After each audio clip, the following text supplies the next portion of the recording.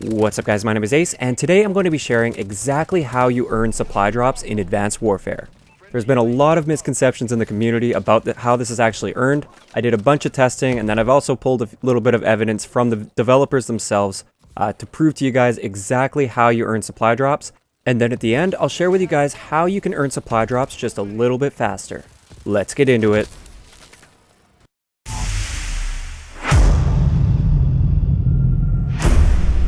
Alright guys, so you might be wondering why the gameplay is all fast forwarded and there's a timer going on. I will explain that as we go through this, so just bear with me, it will make sense.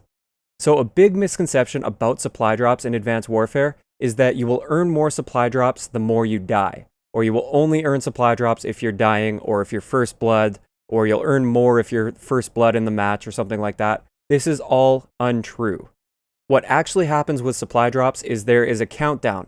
And this countdown counts all of your in-game time, so it doesn't count time between games, so like lobby time, doesn't count like the time for the map to load and the time for the countdown timer before the game. It's basically just in-match minutes, as well as final kill cams are also included based on my math from all my calculations on this, which took a very long time, by the way.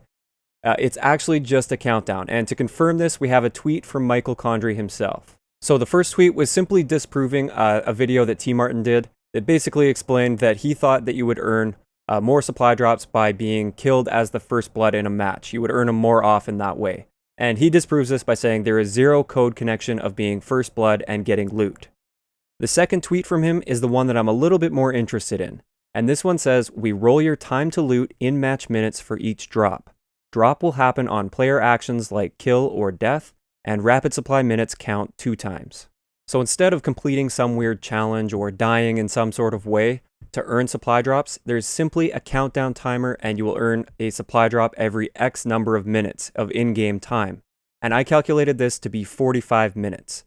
So now it is 45 minutes, but it has to be activated by a player action, like he says, like a kill or a death.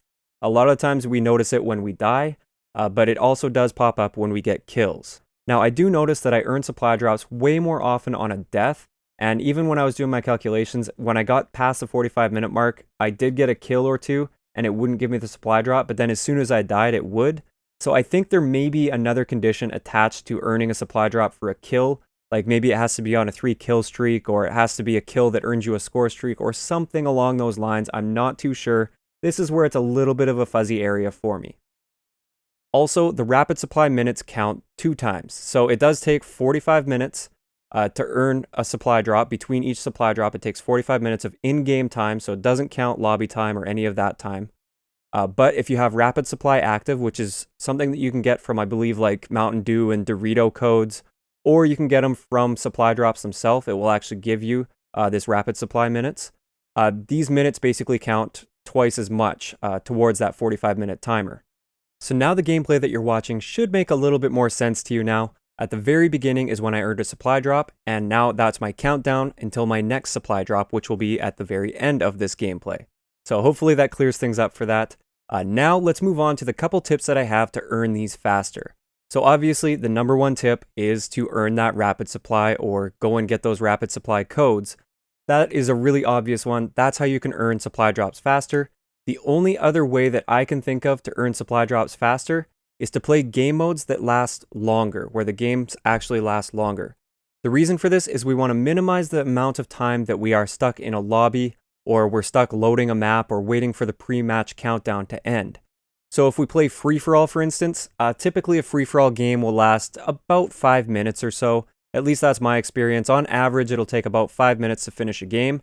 And then in between each game, it's going to take you about 1.5 to 2 minutes of time that will not count towards your next supply drop, because you have the 1-minute lobby wait, you have the time it takes to actually load the lobby, you have the time it takes to load the map, you have the time it takes for the pre-match countdown. All of that goes together and does not contribute to earning your supply drop.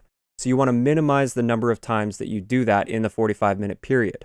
If you play Domination, on the other hand, this is what I highly recommend playing, is Domination. Almost all of the games will go for about 10 minutes.